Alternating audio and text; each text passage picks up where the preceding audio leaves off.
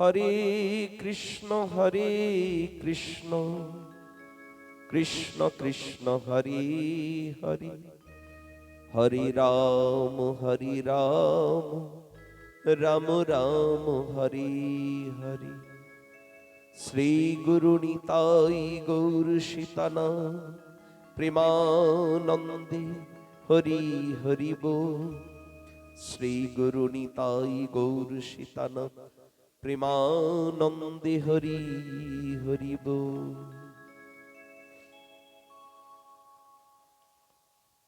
কলিযুগ পাবন অবতার শ্রীমন মহাপ্রভুর পরম প্রিয় পার্শ্বদ নিত্যানন্দ কৃপা ঘনমূরতি শ্রীল নরোত্তম দাস ঠাকুর মহাশয়, তিনি তার শ্রী শ্রী প্রেম ভক্তি চন্দ্রিকা শ্রী মহাগ্রন্থে ব্রজের যে সর্বোৎকৃষ্ট উন্নত উজ্জ্বল রসাত্মিকা ভক্তি মঞ্জরি ভাব সাধনার কথা এই শ্রীগ্রন্থে বিশদ রূপে বর্ণনা করেছে। আমরা সে প্রসঙ্গই এই সপ্তাহ কালব্যাপী কিঞ্চিত আচার্য চরণকে আশ্রয় করে ঠাকুর মহাশয়েরই দেখানো পথে সংক্ষিপ্তাকারে গঙ্গা জলে গঙ্গা পূজার নেয় কিংবা অবগাহন করার অযোগ্যতা জনিত কারণে একটু জল ছিটিয়ে স্নান করার মতো আমরা সপ্তাহকাল এই প্রসঙ্গ আস্বাদন করতে অভিলাষী হয়েছি। আজ বিশ্রাম দিন। এতক্ষণ যে প্রসঙ্গ আলোচিত হয়েছে তার বিষয়বস্তু হচ্ছে এই ব্রজের সর্বশ্রেষ্ঠ যে রাগাত্মিকা ভক্তি, যে প্রেম অনর্পিত ছিল,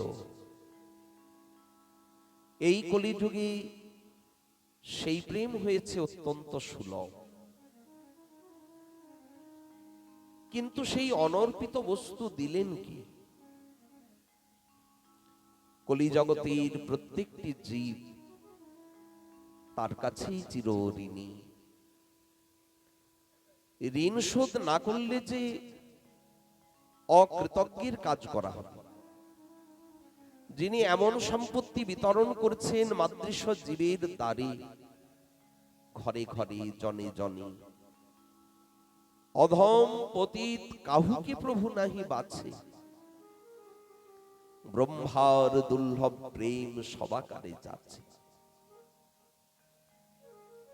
এ কথাই রূপ গোস্বামী পাদ বর্ণনা করেছেন। অনর্পিত চরিং চিরাত করুণয়া অবতীর্ণ কলু সমর পয়তুন নতুজ্জ্বল রসাং স্বভক্তি শ্রিয়ম হরি পুরট সুন্দর দ্যুতি কদম্য সন্দীপিত সদা হৃদয় কন্দরে স্ফুরতু বশচী নন্দন। তাই প্রেম ভক্তি চন্দ্রিকার একেবারে বিশ্রাম স্থানে গিয়ে এই যে এতক্ষণ ধরে যে কথা বর্ণনা করলেন, ব্রজের সর্বোৎকৃষ্ট উন্নত উজ্জ্বল রাগাত্মিকা যে ভক্তি মঞ্জরি ভাব সাধনা, সেই বস্তুটি স্বয়ং মহাপ্রভু মাতৃশ কলিজীবকে বিলিয়েছে। তাই ঠাকুর মহাশয় এখানে এসে বলছেন শ্রীকৃষ্ণ চৈতন্য দেব রতি মতি তারে শিব প্রেম কল্পতরু দাতা ব্রজরাজ নন্দন রাধিকার প্রাণধন। এই সব অপরূপ কথা। শ্রীকৃষ্ণ চৈতন্য দেব, দেব শব্দটি কেন এখানে বসালেন? কারণ দেবধাতুর অর্থ হচ্ছে দোতমানা, উজ্জ্বল, দ্যুতি, তো সেই ব্রজরাজ নন্দন আজ রাধারানীর উজ্জ্বল অঙ্গ কান্তিতে ঢাকা পড়েছে, আবরিত হয়েছে।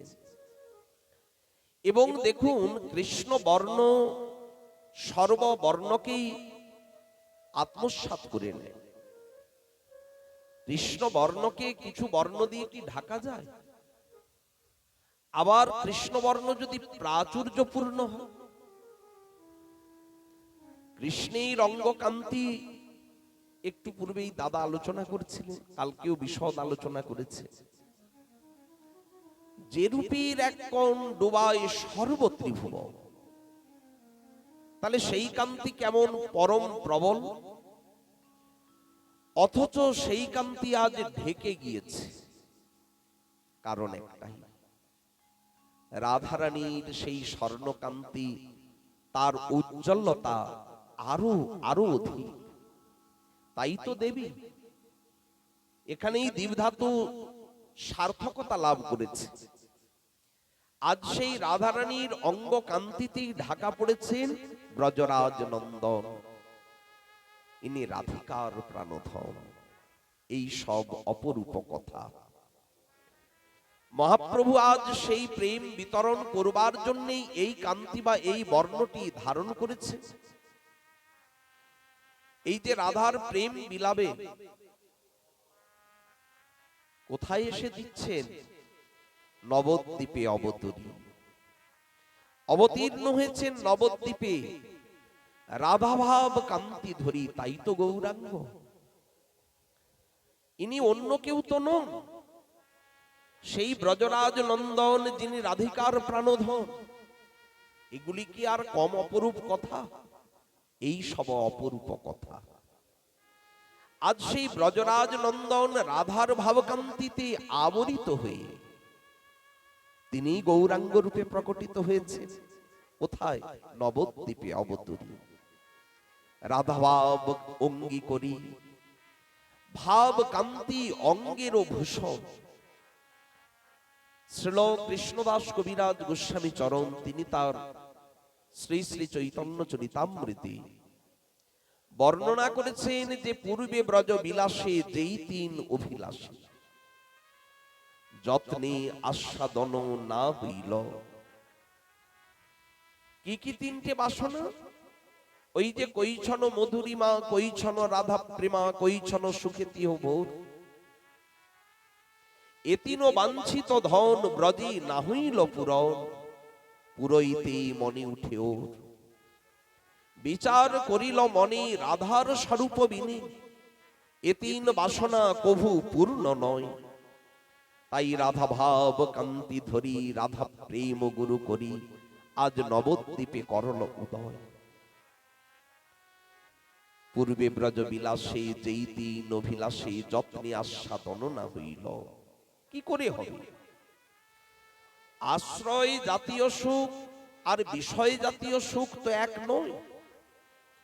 আশ্রয়ের যে আস্বাদন, বিষয়ের আস্বাদন তো এক নয়। বিষয় যদি বলে আমি আশ্রয়ের আস্বাদন কেমন জানতে চাই, তাহলে তোমাকে সেই আশ্রয় জাতীয় প্রেমের অধিকারী হতে হবে। এর জন্যই তো রাধাভাব অঙ্গে ধরলেন। শ্রীরাধার ভাবসার আপনি করি অঙ্গীকার, সেই তিন বস্তু আস্বাদিল। আজ সেই তিন বাসনা এখানে পূরণ করছে। আপনি করি আস্বাদন, একা একা আস্বাদন করছেন তা না। আপনি করি আস্বাদনী শিখাইল ভক্তগণ, প্রেম ও চিন্তা মনির প্রভু ধ্বনি। নাহি জানে স্থানাস্থান, যারে তারে কইল দান। যাকে তাকে দান করা কি যায়? এ জগতে আগে আসনে বসুন, গুরু পদাশ্রয়, গুরুর দীক্ষা, শ্রী গুরুদেবের আচরিত নির্দেশিত পথে তোমাকে সাধনা করতে হবে। সাধনার সিদ্ধি দশাতে তবে গিয়ে এই সব বস্তুর কিছু অধিকার প্রাপ্ত হওয়া যায়। এ কি মুখের কথা? কিন্তু বলছেন যারে তারে কইল দান, না কইল বিচার। আচ্ছা, এ জগতে মাছ খাওয়া ব্যক্তি ভগবত রাজ্যে চলে যাবে না? যিনি মৎস্য আদি এখনো গ্রহণ করে সেও ভগবত রাজ্যে চলে যাবে? কেউ বলতে পারেন যে কেন যাবে না, মনটাই তো মুখ্য। শাস্ত্র তা বলে না, বিজ্ঞানও তা বলতে চায় না। হৃদয়কে যদি পরিমার্জন করতে হয় তাহলে তো হিংসা, দেশ, বিভেদ এগুলি থাকার কথাই নয়। তাহলে এ কথা বলার কারণ কি? অনাচারী ব্যক্তি পায় না, কিন্তু গৌরাঙ্গের যদি কৃপা হয় তাহলে অনাচারী ব্যক্তি ও সদাচারী সেই মুহূর্তে হয়ে যান, তিনিও প্রেম পেয়ে যান। এমনই দৃষ্টান্ত আমরা মহাপ্রভুর চরিত্রে পাই। শ্রী শ্রী চৈতন্য চরিতামৃতে কবিরাজ গোস্বামী পাদ দৃষ্টান্ত দেখিয়েছেন। যে নিজে মৎস্যের ব্যবসা করেন, জীবিকা নির্বাহ করেন, সমুদ্রে মাছ ধরে সেই মাছ বাজারে বিক্রয় করেই তার সংসার চলে। কার্যটা তো নিশ্চয় ভজনের কার্য নয়, অনাচার কার্য। কিন্তু মহাপ্রভু যেদিন এই নীলাচলে প্রেমের আবেশে স্বরূপকে গাইতে বলেছে, স্বরূপ মধুর করে একটু গান করো তো, তখন সেই শরৎকালের চন্দ্র দেখে মহাপ্রভু বৃন্দাবনী রাসের অনুভূতি মহাপ্রভুর হৃদয়ে জাগল। এই যেই প্রভুর ভাবটা বুঝে ফেলেছেন, স্বরূপ স্বরূপ দামোদর রাসের একটি একটি পদ গাইছেন, শ্লোক এক একটা উচ্চারণ করেছে। মহাপ্রভু প্রেমের আবেশে ইতস্তত ভ্রমণ করছিলেন। কখনো তুলসীর বাগানে গিয়ে তুলসীর বৃক্ষকে জিজ্ঞাসা করেছেন, ভাবের আবেশে গাছের সাথে কেউ কথা বলে? মহাপ্রভু বলছেন। কখনো মল্লিকা, মালতী, জাতি, যুথি, তাদের কাছে বলছেন, তোমাদের অন্তিকে কি কৃষ্ণ এসেছিল? বলো না অসত্য বটবৃক্ষ, কৃষ্ণ কোথায় তুমি কি দেখেছো? দেখতে পাওয়াই তো স্বাভাবিক। এই অরণ্যের সব থেকে উঁচু মাথা আপনাদেরই। বটবৃক্ষ, অশ্বত্থ বৃক্ষ খুব উঁচু হয়, তাহলে সারা বৃন্দাবন তুমি দেখতে পাচ্ছ, আমরা না হলে নাই দেখতে পেলাম। তাহলে তোমরা কোথায় কৃষ্ণ বলে দাও আমাদের। মহাপ্রভু আজ সেইভাবে আবেশে এক একটি বৃক্ষের কাছে গিয়ে গিয়ে জিজ্ঞাসা করছেন। কখনো তুলসীকে বলছে, তুমি বলে দাও, তুমি তো গোবিন্দ চরণ প্রিয়ে। মহাপ্রভু এই ভাবের আবেশে কখন যে এখান থেকে বায়ুগতিতে কোথায় চলে গেলে কেউ বুঝতেও পারলেন না। সকলের মাঝখানেই প্রভু ছিলেন। ওই যে চন্দ্রালোক পূর্ণিমা, শরৎকালীন পূর্ণিমার চাঁদ উঠেছে, মহাপ্রভু তো দীর্ঘ বিগ্রহ। মহাপ্রভু দেখতে পাচ্ছে দূরে সাগর উচ্ছলিত হয়েছে, আর চন্দ্রের আলো যখন ওই সাগরের জলে পড়েছে, মহাপ্রভুর ভাবনা হলো, এই তো সেই নীল যমুনা। সকলের অলক্ষিতে কখন যে উনি বায়ুগতিতে গিয়ে সাগরের জলে ঝাঁপ দিলেন কেউ বুঝতে পারে। সাগরের তরঙ্গগুলি প্রভুকে কখনো ডুবাচ্ছে, কখনো ভাসাচ্ছে। সাগরের জলের স্রোত একটা পূর্ব অভিমুখে কিঞ্চিত আকর্ষণ করছে, কটকের দিকে প্রভুর শ্রীবিগ্রহকে স্রোত টেনে টেনে নিয়ে যাচ্ছে। কত সময় প্রভুকে না দেখতে পেয়ে সকল ভক্ত তারা চারিদিক অন্বেষণ করছে, কোথাও পেলেন না। কতজনকে সঙ্গে নিয়ে স্বরূপ দামোদর এই সিন্ধু তীরে গেলেন, নিজে গেলেন পূর্ব দিকে।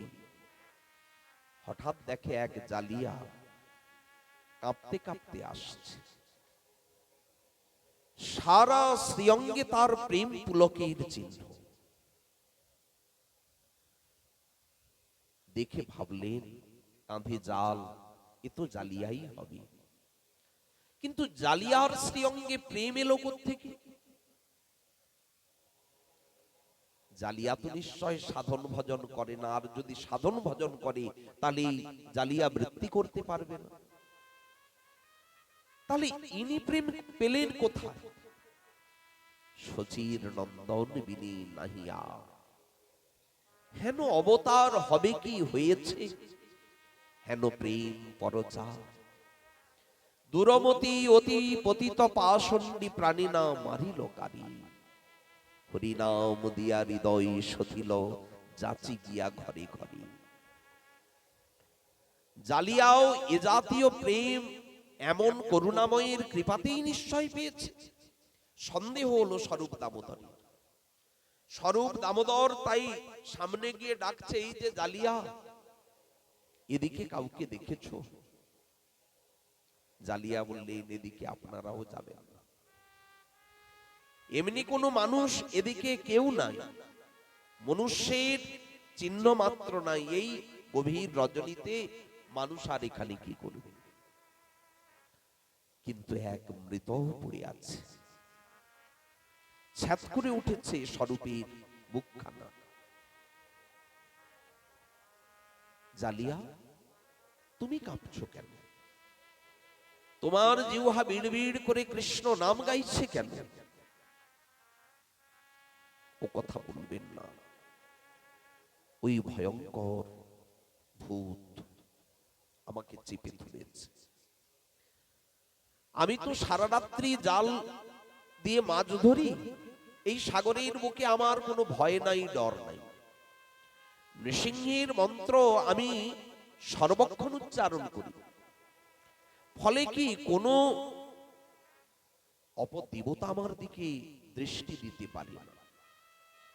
কিন্তু আজ মাছ ধরতে ধরতে জালে খুব ভাল লাগলো। প্রথমে আনন্দ হলো, নিশ্চয় বড় মাছ লেগেছে জালে। কিন্তু যখন টেনে তুললাম দেখছি এক মৃতক, দেখিতেই ভয় হইল মনে। একেবারে অস্থিগুলি সব ছেড়ে ছেড়ে গিয়েছে, দেহটা জলে শ্বেত বর্ণ হয়ে গিয়েছে। ভয়ঙ্কর এক বিভৎস আকৃতি। এখন আমার তো একমাত্র সম্বলই জালখানি, জালটাকে কি ফেলে দিয়ে চলে যাই? জালটা ছাড়াতে গিয়ে ভয় হচ্ছিল, নৃসিংহের মন্ত্র জপ করছিলাম, আর মৃতকটাকে যেই ছাড়াতে গিয়ে একটু স্পর্শ হয়েছে, সেই থেকেই কাঁপুনি থামছে তো না। কি আশ্চর্য ঘটনা! যে নৃসিংহের মন্ত্রে ভূত প্রেত সব পালিয়ে যায়, কিন্তু এই স্পর্শের পরে যত নৃসিংহ মন্ত্র জপ করছি, তত যেন দেহ ভার হয়ে আসছে। ওটা ভূতের আবেশ নয়, প্রেমের আবেশ। কিন্তু জালিয়া তো প্রেমের বিষয়ে অভিজ্ঞ নন। যিনি যেই বিষয়ে অভিজ্ঞ নন, তিনি কি বুঝবেন? প্রেমে ওনার দুই চক্ষু বেয়ে একেবারে বক্ষ ভাসিয়ে ওনার অশ্রু ধারা বইছে। আমি এই জন্যই এখন যাচ্ছি একটু ওঝার কাছে, ভূতটাকে যদি ছাড়াতে পারি। স্বরূপ বললেন, তুমি যারে করো ভূত জ্ঞান, সে ভূত নয়, শ্রীকৃষ্ণ চৈতন্য স্বয়ং ভগবান। এই জন্য তো নৃসিংহের মন্ত্রোচ্চারণ করতে তোমার উপরে আরো বেশি ভারবোধ হচ্ছে। তুমি যে প্রেম পাচ্ছ, এই যে তোমার অঙ্গ পুলকিত, নয়নে অশ্রু, কৃষ্ণ নাম অবিরত জিহ্বায়, তোমার রোমকূপ সব সোজা হয়ে যাচ্ছে শিমুলের কাঁটার মতো। এগুলি এক একটি প্রেমের লক্ষণ। স্বরূপ বললেন, আমি বড় ওঝা। তিন চাপড় দিয়ে তাকে স্থির করালেন, আর বললেন, শীঘ্র নিয়ে চলো সেই শ্রীকৃষ্ণ চৈতন্যের কাছে। জালিয়া বলছে, দেখুন আমি তাকে দেখেছি বারবার, ইনি দেহ নহেন, আমি তো তাকে চিনি। স্বরূপ বললেন, না না, প্রেমের বিকারে এই অবস্থা তার হয়েছে। একটু বিচার করুন তো, 6-7 ঘন্টা কেটে গিয়েছে জলের তলায়। কোন মানুষ বেঁচে থাকতে পারে? এ জগতের কোন মানুষ বাঁচতে পারে? তবে আমরা গৌড়ীয় বৈষ্ণব জীবনীতে পাই সিদ্ধ কৃষ্ণ দাস বাবা গোবর্ধনী, উনি মানসী গঙ্গার জলে 3 দিন কাটিয়ে দিয়েছে। নুপুর কুড়াতে উনি জলে নেমেছিলেন, মানসী গঙ্গার লীলাই স্মরণ করছিলেন, রাধারানী গোবিন্দের সঙ্গে লীলা বিহার করছিলেন। রাধারানীর চরণ থেকে নুপুরটা পড়ে গিয়েছিল জল।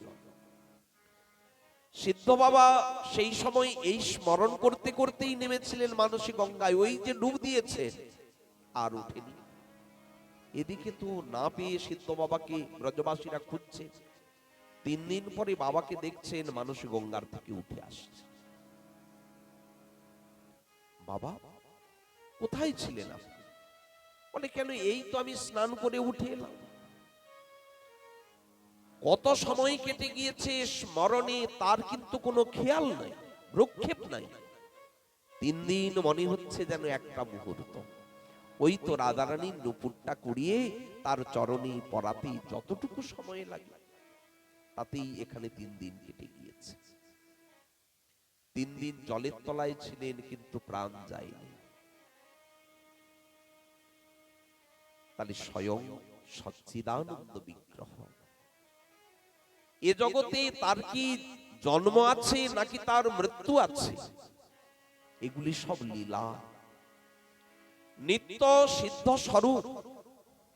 এই জগতের সাধারণ জীবের মতো তো নয়। তাই মহাপ্রভুর কি এই 6 ঘন্টা জলের তলায় থাকলে দেহের থেকে প্রাণটা চলে যায়? বস্তু তো সকলেই ভাবছে তাই, জালিয়াও ভেবেছে তাই, এ তো মৃত। স্বরূপ গিয়ে যখন দেখলেন সারা গায়ে বালি লেগে রয়েছে, মুখে নাসিকায় ফেনা গড়ছে, দেহে প্রাণে কোনো প্রকার প্রাণের চিহ্ন নাই। স্বরূপ সকল ভক্তকে বললেন উচ্চস্বরে কৃষ্ণ নাম গাইতে গাইতে প্রভুকে একটু প্রদক্ষিণ করি। যেই প্রদক্ষিণ করছেন সঙ্গে সঙ্গে উচ্চ করে স্বরূপ কৃষ্ণ নাম ধরেছে। কিছু সময় পরে যখন কৃষ্ণ নাম প্রভুর কর্ণে প্রবেশিল, প্রভুর দেহটা পূর্ববৎ হয়ে গেল, অস্থি সন্ধিগুলো লেগে গেল। হুঙ্কার দিয়ে প্রভু উঠলেন, আবেশ তখনও কাটে, আবছা আবছা। যে রাজ্যে ছিলেন সেই রাজ্যের ভাব অন্তরের ভিতরে, আর বাইরের দিকে তাকিয়ে দেখছে স্বরূপ রামানন্দ গোবিন্দ দাস। একটু আগেই তো অন্তরে দেখছিলাম বৃন্দাবন, সখীগণ, রাধারানী। তাহলে এখানে আমি কোথায়? বুঝতে পারছে না প্রভু। স্বরূপ জিজ্ঞেস করলেন, প্রভু তুমি কোথায় গিয়েছিলে? তোমাকে খুঁজে হননি। প্রভু বললেন, আমি তো বৃন্দাবনে গিয়েছিলাম, দেখছি রাধা গোবিন্দ জলকেলি করছিলেন যমুনায় নেমে, আর সখীগণ সব তীরে দাঁড়িয়ে আমরা হাস্য পরিহাস করছিলাম, বিভিন্ন প্রকার আনন্দ উৎসব সেবা কার্য সবকিছু নিয়েই ছিলাম। এখানে একটি সিদ্ধান্ত বড় রয়েছে। সিদ্ধান্ত কি? মহাপ্রভুকে প্রায়শ আমরা দেখেছি রাধার ভাবঙ্গীকার করতে, নিজেকে মনে করতেন আমি রাধা। কাহামুর প্রাণনাথ ব্রজেন্দ্রনন্দ, কাহা করু কাহা পান আমার সেই মুরলী বদ, কাহারে কহিব কথা কিবা জানি তু, ব্রজেন্দ্রনন্দন বিনু ফাটে মরবু, আহুশ্চতে নলিন নাভ পদার বিন্দং যোগেশ্বরৈর হৃদি বিচিন্ত অগাধ বোধই, সংসার কূপপতি তত্তরণা অবলম্বং গেহং জুষামপি মনঃসুদিয়াৎ সদান। প্রভু এগুলি নিজে আস্বাদন করতেন। তিনি তখন স্বয়ং রাধা। কিন্তু আজকে মহাপ্রভু যে বলছেন আমি তীরে দাঁড়িয়েছিলাম, রাধা মাধব জলকেলি করছিলেন, তাহলে উনি তো আজ রাধা নন। ভাবটি তাহলে আজকে কিসের? তীরে থেকে সেবা কার্যের সুযোগ নিয়েছিলাম। ঠিক সেবার সুযোগটা আসে আসে এমন সময় তোমরা আমাকে কোলাহল করে সেখান থেকে নিয়ে এলে। এখানে আজ মহাপ্রভু রাধা নন, রাধারানীর সেবা কিং করি। এটাই তো মঞ্জরি ভাব সাধনা। আপনি করি আস্বাদনে শিখাইল ভক্তগণে, প্রেম চিন্তামণির প্রভুধনী। নিজে আস্বাদন করছেন, নিজ লীলাতে দৃষ্টান্ত দিচ্ছেন। নাহি জানে স্থানাস্থান, যারে তারি কইল দাম। দেখুন, মাছ ধরা জেলে বিচার করেছে ওকে দেওয়া যাবে না। একটাই কারণ, ওই যে রাধা ভাব কান্তিটা উনি অঙ্গে ধরেছেন, এই জন্য এত সহজে দিতে পারছে। ইনি কিন্তু আর কেউ নয়, ব্রজরাজ কুমার। ইনি সেই ব্রজরাজ নন্দন, রাধিকার প্রাণধন। এই সব অপরূপ কথা যদি আমাদেরকে ঠাকুর মহাশয় না জানাতেন, আমরা এই অপূর্ব কথাগুলি কোথা থেকে জানতাম? কবিরাজ গোস্বামী পাদ আদি মহাপ্রভুর পরিকরগণ যদি আমাদেরকে না জানাতেন, কোথায় জানতে পারতাম?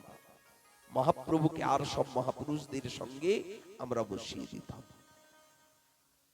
যেমন মহাপুরুষদের বিভিন্ন স্থানে আমরা চিত্র দেখি, সেখানে যদি মহাপ্রভুকে বসিয়ে দেই, তাহলে কি মহাপ্রভুকে অনুভব করা হলো? কেউ বলতে পারেন, কেন ব্রাহ্মণ্যবাদের বিরুদ্ধে মহাপ্রভু সোচ্চার হয়েছে? এই যে সমাজে জাতিভেদের একটা গোড়ামো, তাকে মহাপ্রভু ভেঙে চুরমার করে দিয়েছে। ব্রাহ্মণী চণ্ডালী করে কোলাকুলি, কবে বা ছিল এ মত রঙ্গ। মহাপ্রভু দেখিয়েছে ভজনের জন্য সকলের সমান অধিকার। মানুষ বলে কথা নয়, উচ্চ জাতকুল এসবকে ধুয়ে ভাসিয়ে দাও, গঙ্গার জলের স্রোতে এগুলিকে ভাসিয়ে দাও, আপদ বিদায় হোক। সকলের সমান অধিকার, এমনকি মানুষ কেন, কুকুর পর্যন্ত ভজন করে মহাপ্রভুর চরণ প্রাপ্ত হয়েছে। শিবানন্দের সেই কুকুর, দাড়িখণ্ডের বাঘ, স্থাবর জঙ্গম যত, কৃষ্ণ নাম প্রেম দিয়া সবারে কইল উন্মত্ত। এই তো মহাপ্রভুর চরিত্র, যারে তারে কইল দান, না কইল বিচার। এমন গৌরাঙ্গ বিনে নাহিয়া আছে কেউ। তাই বলছেন, তিন বাঞ্ছা অভিলাষী শচী গর্ভে পরকাশী। ইনি নবদ্বীপে অবতীর্ণ হয়েছেন বিলাবী বলি। নবদ্বীপে অবতার, রাধাভাব অঙ্গীকার। ভাব কান্তি অঙ্গেরও ভূষণ। ভাব কান্তিটিকে বলেছে অঙ্গের ভূষণ। কৃষ্ণের অঙ্গ কালো, কালো অঙ্গের উপরে তো অন্য কিছু দেওয়া যাবে না, একমাত্র যদি ভূষণ দেয় কেউ। সোনার অলংকার যদি কালো ছেলেটা পরে, তাহলে দেখতে ভালোই লাগে। উনি তাই সেই যে অঙ্গে রাধার কান্তিটিকে ধরেছেন, বললেন ওটা অঙ্গের ভূষণ। কৃষ্ণ অঙ্গকে ভূষিত করেছে, তাই তো আজ গৌরাঙ্গ রূপে আরো উন্মাদনা বাড়িয়েছে দর্শনে। মহাজন কি বলছে? শ্রী গৌরাঙ্গের রূপখানি দেখে কেনা বিস্মিত হয়, কেনা মূর্ছা যায়। এই হচ্ছে মহাপ্রভুর অঙ্গকান্তি, অঙ্গচ্ছটা। তাই ভাবকান্তি অঙ্গের ভূষণ। তিন বাঞ্ছা অভিলাষী শচী গর্ভে পরকাশ। তিন বাঞ্ছার অভিলাষ, যা আমরা ইতিপূর্বেই শুনলাম, আর সেটি পূরণের জন্য উনি কি করলেন? শচী গর্ভে পরকাশী। শচী গর্ভ সিন্ধুতে প্রকাশ হল। আর কি বললেন? সঙ্গে সব পারিষদগণ, যত পরিকর, যত পার্ষদ, তারা সবাই আজ এসেছে। এসে কি করছেন? আজ এসে গৌর হরি অবতরী প্রেমের বাদর করি। বৃষ্টি হচ্ছে, বান ডেকেছে, এত জল নদী কি আর বইতে পারে? ধরণী রূপী এই আধার সে ধরবে বলে চেষ্টা করেছে, কত যুগ যুগ ধরে অপেক্ষা। একটু বৃষ্টি হোক। প্রেমের বৃষ্টি তো আমার বুকে হয় না, যদি এই ধরণীর বুকে একটু প্রেম বৃষ্টি হয়। কোনদিন এমন প্রেমের বৃষ্টি হয়নি। ছিটি ফোঁটা, একটা দুটো ফোঁটা পড়েই ব্যাস। কিন্তু আজ ভরা ভাদ্র মাস, ভাদ্র মাসে যদি একবার বর্ষা লাগে কি অবস্থাটা হয়? সেই ভাদ্র মাসে একেবারে ঝমঝম করে বৃষ্টি হয়। তাই বলছেন গৌর হরি অবতারী প্রেমের বাদর করি, সাধিলা মনের নিজ কাজ। আজ নিজ মনের যে কাজ, সেই কাজ উনি সাধনা করছেন। ওগো রাধিকার প্রাণপতি কিভাবে কাঁদয় নীতি, ইহা বুঝি ভকত সমাজ। কারো মনে সন্দেহ হতে পারে,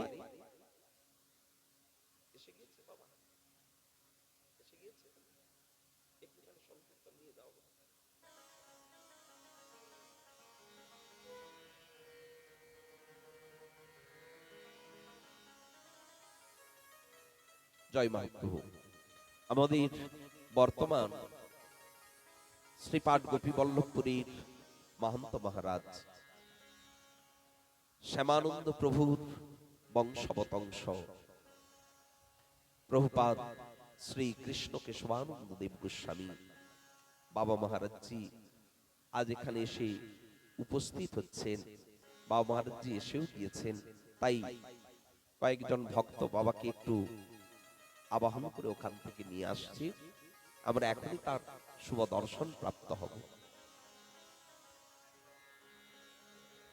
তো বলছেন গৌর হরি অবতরী প্রেমের বাদর করি।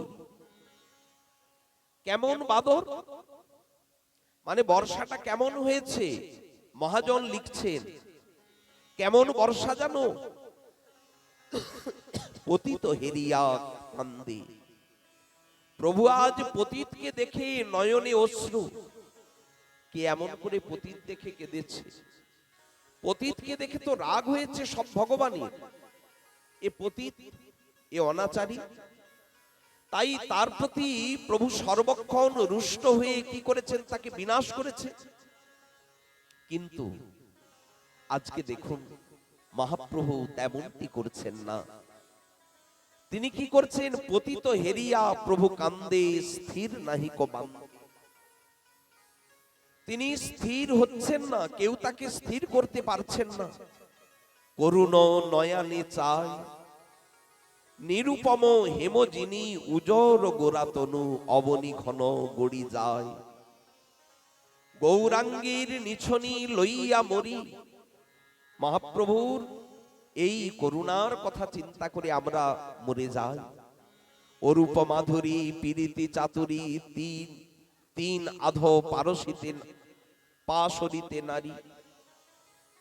আমরা সেই মহাপ্রভুর স্বরূপখানিকে কিছুতেই চেষ্টা করেও কি ভুলতে পারবো? পাশরিতে নারী, বরণ আশ্রম কিঞ্চন অকিঞ্চন, কারো কোনো দোষ নাহি মানে। আজ মহাপ্রভু কারোর দোষ দৃষ্টি দেখছেন না। কে বরণ, কে আশ্রম, কে কিঞ্চন, কে অকিঞ্চন, কোন দিকে ভ্রুক্ষেপ নাই আজ মহাপ্রভুর। করুণার মূর্তি স্বয়ং। করুণা কাকে বলে? অধম পতিতের দিকে তাকিয়ে তাকে কিছু দেওয়ার ইচ্ছা জাগা কেউই তো করুণা বলে। কেউ দরিদ্রকে দেখছে, আহা এর যদি দারিদ্রতাকে ঘুচিয়ে দিতে পারতাম। কোন দুস্থকে দেখছে, অসুস্থকে দেখছে, একে যদি সুস্থ করতে পারতাম। একেই তো বলে করুণা। দেখুন করুণা শুধু তাদের স্বরূপে নয়, করুণা তাদের কথাতে। যেমন মহাপ্রভু সাক্ষাৎ কৃপা করেছে, তিনি তার পারিষদ পরিকরগণকেও বলেছে, তোমরাও কৃপা করো। আমি একলা মালাকার কাহা কাহা দিব, গাছের থেকে কত পারবো, কত জনকে বিলাবো, তার থেকে সকলে মিলে যে যাহা পারো করো প্রেম দান। এই যে প্রেম ফল গাছে হয়েছে, এই ফল কি করো, যে যাকে পারো দান করে দাও, বিচার করো না। আজও সেই প্রেম দানের ব্যতিক্রম বা প্রত্যবায় কিন্তু হচ্ছে না। হচ্ছে কি, আমাদের কথার মাঝখানেই তো কৃপা বরিশন করতে বাবা মহারাজজি আসছে। আমাদের যে প্রসঙ্গ দেখুন, সেই প্রসঙ্গের সাক্ষাৎ মূর্তিকেই তো আমরা দর্শন করছি। শ্রীগুরু করুণার সিন্ধু অধম জনার বন্ধু, লোকনাথ লোকের জীবন। ভগবানের সেই করুণা কি রূপে আসে? শ্রীগুরু মাধ্যম দিয়েই তো আসে। শ্রী গুরুদেবকে বলেছেন সাক্ষাৎ করুণার সিন্ধু, অধম জনার বন্ধু। তো আমাদের মতো অধমকে কৃতার্থ করতে, কৃপা করতেই দেখুন কথার মাঝখানে বাবা মহারাজজি এসেছেন। সকলে একসাথে বলুন, ষোড়শ গাদীশ্বর বর্তমান শ্রীপাঠ গোপী বল্লভপুরীর মহন্ত মহারাজ কি, প্রভুপাদ শ্রী কৃষ্ণ কেশবানন্দ দেব গোস্বামী কি, বলিয়ে শ্রী কৃষ্ণ কেশবানন্দ দেব গোস্বামী প্রভুপাদ কি, বলিয়ে ষোড়শ গাদীশ্বর প্রভুপাদ শ্রী কৃষ্ণ কেশবানন্দ দেব গোস্বামী কি। মহন্ত মহারাজজি আমাদের মাঝে আসছেন, সকলে একবার একসাথে কীর্তন করুন।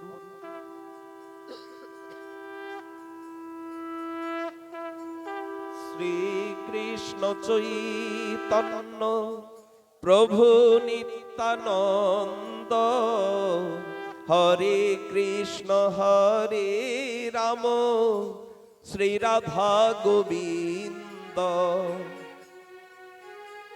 সবাই বলুন,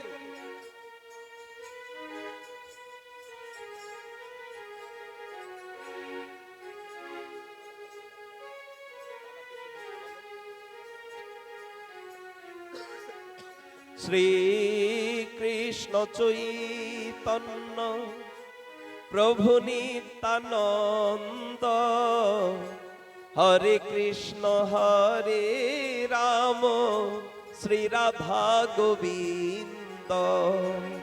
শ্রীকৃষ্ণ চৈতন্য প্রভু নিত্যানন্দ, হরে কৃষ্ণ হরে রাম, শ্রী রাধা গোবিন্দ। জয় প্রভু শ্যামানন্দ, শ্রী রসিকানন্দ, শ্রী পাঠক গোপী বল্লভপুর, শ্রী রাধা গোবিন্দ। জয় প্রভু শ্যামানন্দ, শ্রী রসিকানন্দ, শ্রী গোপী বল্লভপুর, শ্রী রাধা গোবিন্দ। জয় প্রভু শ্যামানন্দ, শ্রী রসিকানন্দ, শ্রী গোপী বল্লভপুর, শ্রী রাধা গোবিন্দ। জয় প্রভু শ্যামানন্দ, জয় গৌর হরি, জয় রাধা শ্যাম, জয় কনক মঞ্জরি। শ্রীকৃষ্ণ চৈতন্য প্রভু নিত্যানন্দ, হরে কৃষ্ণ হরে রাম, শ্রী রাধা গোবিন্দ। শ্রীকৃষ্ণ চৈতন্য প্রভু নিত্যানন্দ, হরে কৃষ্ণ হরে রাম, শ্রী রাধা গোবিন্দ। শ্রীকৃষ্ণ চৈতন্য প্রভু নিত্যানন্দ, হরে কৃষ্ণ হরে রাম, শ্রী রাধা গোবিন্দ। শ্রীকৃষ্ণ চৈতন্য প্রভু নিত্যানন্দ, হরে কৃষ্ণ হরে রাম, শ্রী রাধা গোবিন্দ। শ্রীকৃষ্ণ চৈতন্য প্রভু নিত্যানন্দ, হরে কৃষ্ণ হরে রাম শ্রী রাধা গোবিন্দ। শ্রীকৃষ্ণ চৈতন্য প্রভু নিত্যানন্দ, হরে কৃষ্ণ হরে রাম শ্রী রাধা গোবিন্দ। বলি শ্যামানন্দ প্রভু কি, বলি রসিকানন্দ প্রভু কি, শ্রীপাদ গোপী বল্লভপুর কি, বলি শ্রী রাধা গোবিন্দ দেব কি, বলি ষোড়শ গাদীশ্বর প্রভুপাদ শ্রী কৃষ্ণ কেশবানন্দ দেব গোস্বামী কি। জয় জয় শ্রী রাধেশ্যাম। জয় মহাপ্রভু। সকলে বারে বসে পড়ুন।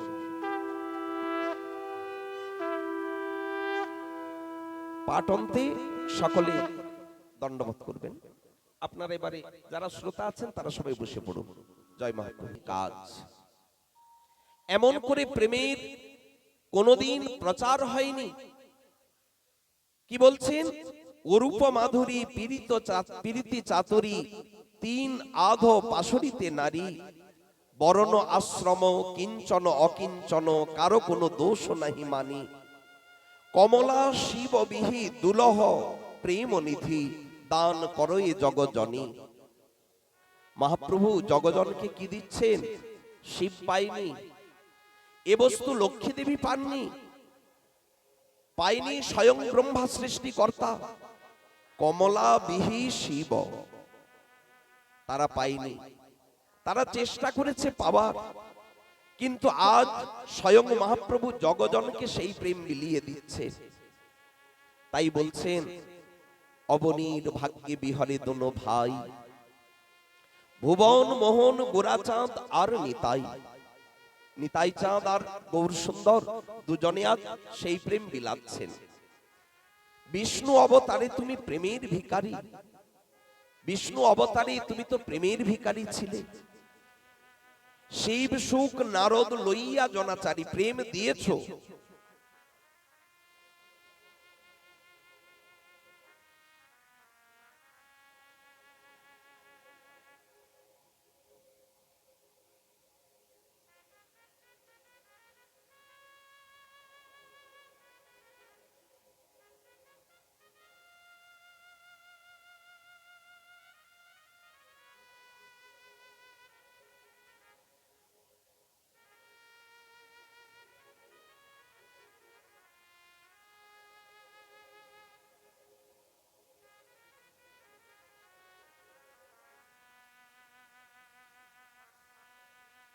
তো দেখুন, শিব অবতারে তুমি প্রেমের ভিখারি, বিষ্ণু অবতারে তুমি প্রেমের ভিখারি। শিব সুখ লইয়া জনাচারী, কজনকে তুমি সেই প্রেম দিয়েছো? ওই হাতে গনে গনে শিব ঠাকুরকে, সুখদেবকে, নারদকে এমন জনাচারী বড়জোর দিয়েছো। কিন্তু আজ কি করছো? আজকে তুমি সকলকে সেই প্রেম বিলিয়ে দিচ্ছ।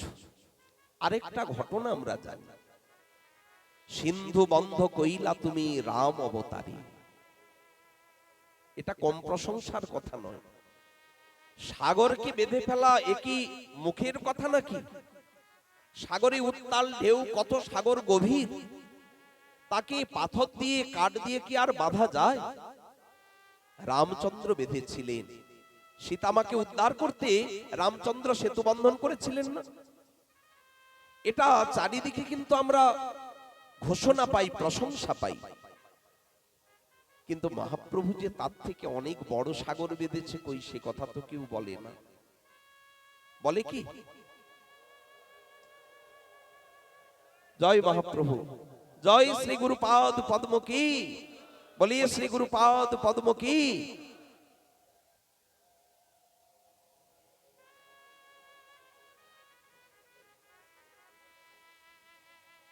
তো এখানেই বলছেন, সিন্ধু বন্ধ কইলা তুমি রাম অবতারী, কিন্তু এবেশে তোমার যশ ঘুষুক সংসারে। প্রভু শ্রীকৃষ্ণ চৈতন্য দেব, তোমার প্রশংসা তো এবার ঘোষণা হওয়া প্রয়োজন।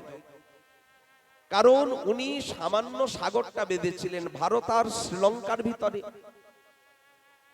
এই যে ভারত থেকে লঙ্কা এতটুকুই তো বেঁধেছিলেন, সীতামাকে সেখান থেকে উদ্ধার করে এনেছিলেন। পার হয়েছিল কারা? রামচন্দ্র পার হয়েছিল, নীল নল কিছু বানরের দল এরা পার হয়ে গিয়েছিল। সীতামাকে নিয়ে যখন উদ্ধার করে ফিরে এলেন, আবার সেই সাগর বাধাটা ভেঙে গেল, সেতুতে আর তো কেউ পার হয়নি। কিন্তু মহাপ্রভু যে সেতুটা বেঁধেছেন, প্রশ্ন হতে পারে কোন সাগরে বেঁধেছে, কোথায় বেঁধেছে, সেই সেতুর নামটাই বাকি। বলে কেন?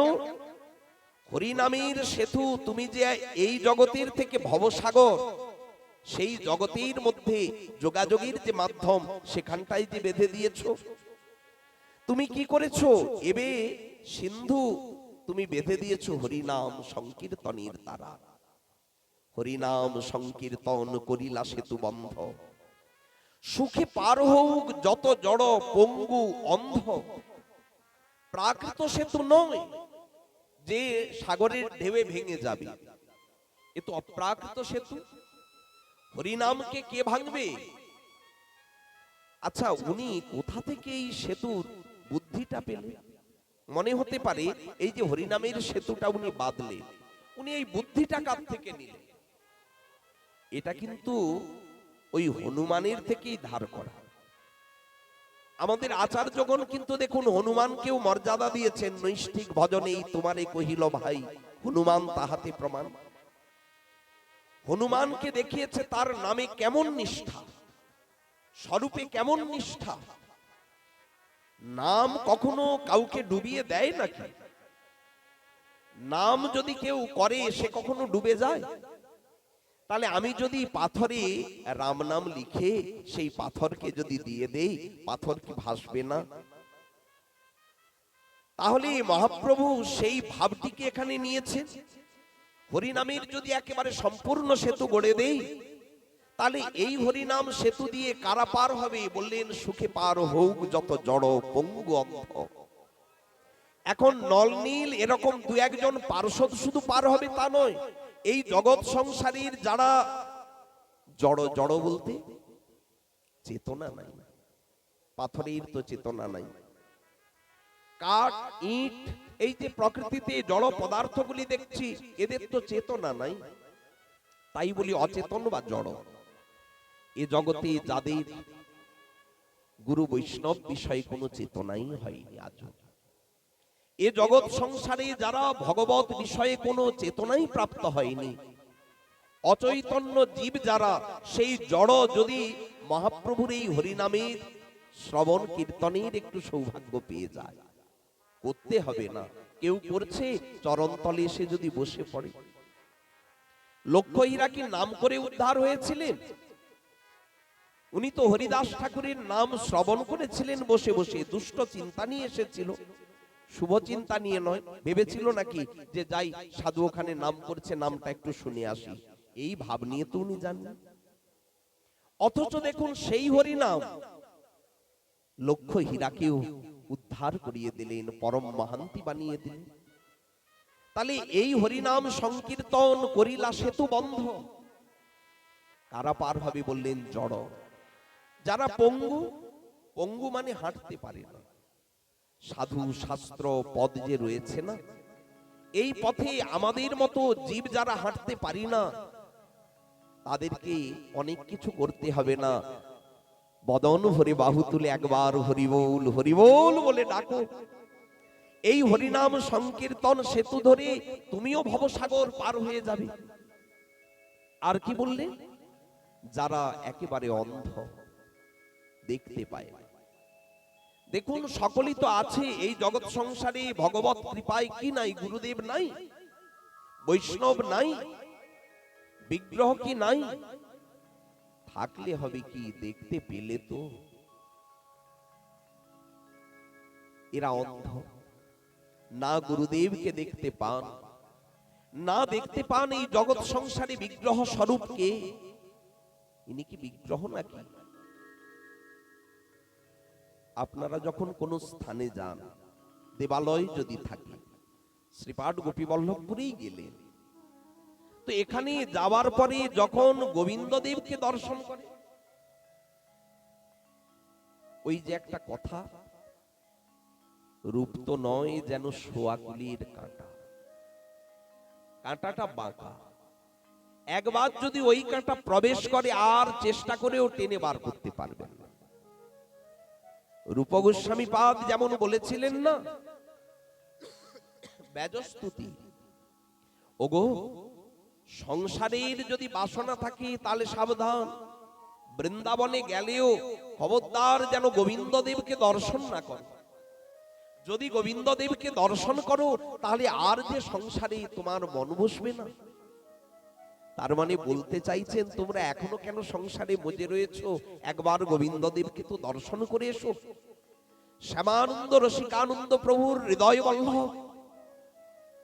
আজও গোবিন্দদেবকে দর্শন করে আসুন শ্রীপাঠ গোপী বল্লভপুরী।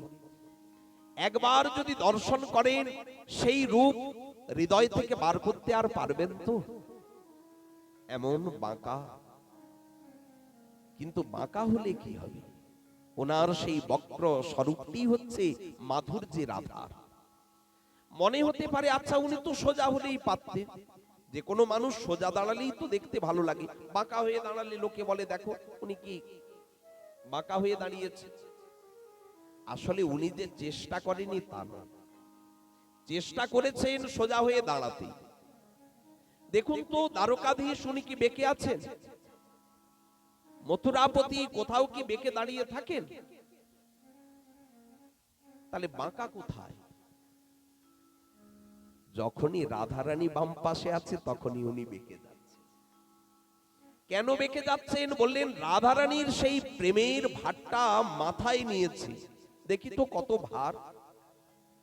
ঠাকুর এই প্রেমের ভার কতটা তুমি তো নিজেই জানো। প্রেমের মাপজোপ করতে গিয়ে ফিতার খুঁজে পাচ্ছে না। উনি অনন্ত স্বরূপ, ওনার অনন্ত স্বরূপে উনি মাপজোপ করে বুঝতে পারছে না। তাহলে সেই রাধারানীর ভারী প্রেমটাকে যখন মাথায় নিয়েছে আর সোজা থাকবে কি করে? রসের ভারে বেঁকেছে। তাই তো গোবিন্দদেব এত রস মাধুর্যময়। এই বাঁক দেখলে কখনো ভক্তের মনে হয় না যে উনি সোজা হলে ভালো হতো, ভালোই হয়েছে। আবার শ্রীপাঠ গোপী বল্লভপুরী গোবিন্দদেব ওখানে তো আরো বেশি বাঁকা। সব জায়গাতেই গোবিন্দের 3 জায়গায় বাঁক আছে, কিন্তু শ্রীপাঠে যে গোবিন্দদেবের বাঁক দেখবেন কোথায় চরণ আর কোথায় মস্তক। কিভাবে যে এই বিগ্রহকে স্থাপনা করে দাঁড় করিয়েছেন ওই পদ্মের উপরে। আসলে রাধারানী বাম পাশে আছে তো ওই জন্য উনি আরো বেশি হয়ে বেঁকে গিয়েছেন। দেখুন এখানে তো সেবাটা কনকমঞ্জরি, তাই না? তাহলে সেই সেবায় আরো এতটা অভিভূত শ্যামের আরো বেশি বাঁকটা হয়েছে। এমনি এমনি তো বাঁক নয়। তো তাই বলছে আজ সেই বাঁকা শ্যাম সুন্দর মাধুর জরশীর মূরতি, ইনি রাধিকার প্রাণপতি। আচ্ছা ইনি কি করছেন? ইনি আজ সেতু বেঁধে দিয়েছেন হরিনাম সংকীর্তনে। আর কি করছে? বলে যত জড়, যত পঙ্গু, যত অন্ধ তারাও অনায়াসে হরিনাম সংকীর্তন করে ভবসাগর পার হয়ে যাচ্ছে। মহাজন বলছেন না, ওরে কে যাবি রে ভাই ভব সিন্ধু পার। ধন্য ধন্য কলিযুগী আমার চৈতন্য অবতার। আমার গৌরাঙ্গীর ঘাটে দেখো আদান খেয়া বয়। জড় অন্ধ আতুর অবধি পার হয়। কি করে পার হচ্ছে? হরিনামের নৌকাখানি দয়াল শ্রীগুরু কান্ডারি। আচ্ছা ওখানে আবার দয়াল শ্রীগুরুদেব হালটা ধরে আছে। তাহলে এই দেহতরণী যাবে কোন দিকে? শ্রীগুরুদেব শক্ত হাতে আমাদের এই দেহ নৌকোটাকে নিয়ে যাবে তো গোবিন্দ চরণী, রাধারানীর চরণেই তো নিয়ে যাবে। তাই বলছে শ্রীগুরু কান্ডারি, দয়াল শ্রীগুরু কান্ডারি। সংকীর্তন কেরোয়াল দুবাহু প্রসারী। দেখো দেখো সব জীব হইল পার, কেউ বাকি থাকবে? সব জীব হইল পার, মানুষ নয় সর্বজীব। হাতি পর্যন্ত উদ্ধার হয়ে যাচ্ছে। মহাপ্রভু তো করেছেনই ঝাড়িখণ্ডের বনপথে। দেখুন এখানেও রসিকানন্দ প্রভু কি করছেন, গোপাল দাসকে দীক্ষাদান করছেন, সেই প্রেম প্রদান করছেন। মহাপ্রভু যেমন যেমন লীলা করেছেন তার ভক্তবৃন্দ একই লীলা করছে। এখনো সেই ধারা সমগতিতে সমানভাবে চলেছে। আবার কোন কোন মহাত্মাগণ বলে, আমাদের শ্রী গোবর্ধন পরিক্রমা দেন শ্রী চৈতন্য দাস বাবা মহারাজজি, উনি বলছিলেন যে দেখো সেকালে তো কৃপা ছিলই, তবে একালের কৃপার স্রোত আরো বেশি। কেন জানো? জল যত উপর থেকে যত নিচে নামবে তত তার স্রোত বাড়তে থাকে, যত উচ্চতা বাড়ছে তত কি হবে, গতিটা আরো বাড়তে থাকে না। আপনি একতলার থেকে যখন জলটা ফেলবেন, নিচে যে গতিতে পড়বে, যতটা মাটিকে সরিয়ে দিতে সমর্থ হবে, ওটা যদি 20 তলার উপর থেকে ফেলেন তার থেকে অধিক গর্ত হবে না কেন? গতিটা বেড়ে গিয়েছে। তো এখানেও সে সময় তো কৃপা করেছেনই, কিন্তু আজ কৃপার প্রবাহ কমে গিয়েছে তা কিন্তু নয়, কৃপার স্রোত আরো বাড়ছে। আজ থেকে 50 বছর আগে এত হরিনাম সংকীর্তনের আসর কি বসতো? এত ভক্ত পরিবেশ পরিমণ্ডল কি খুঁজে পাওয়া যেত? তাহলে এগুলি কাদের কৃপা? বছর বছর আপনারা দেখছেন আমাদের এখানে মাস্টারমশাই, তিনি তার শ্রী গোবিন্দ দেবীর প্রেতার্থে তারই প্রতিষ্ঠা তিথি উপলক্ষে এই দোল যাত্রায় বিগত প্রায় 50 বছরের কাছাকাছি উনি এই উৎসব করছেন। 49তম এই বর্ষ চলছে উৎসবে, এবং দেখুন প্রত্যেক বৎসর এখানে প্রায় আমাদেরকে দর্শন দিয়ে কৃতার্থ করতে, ধন্য করতে বাবা মহারাজজিও আসেন। এখানে আপনাদেরকে যদি আমি বলি সবাই চলুন, কজন আসবেন? আর যদি বলি বাবা মহারাজজি আসবে, সবাই আসবেন কিন্তু?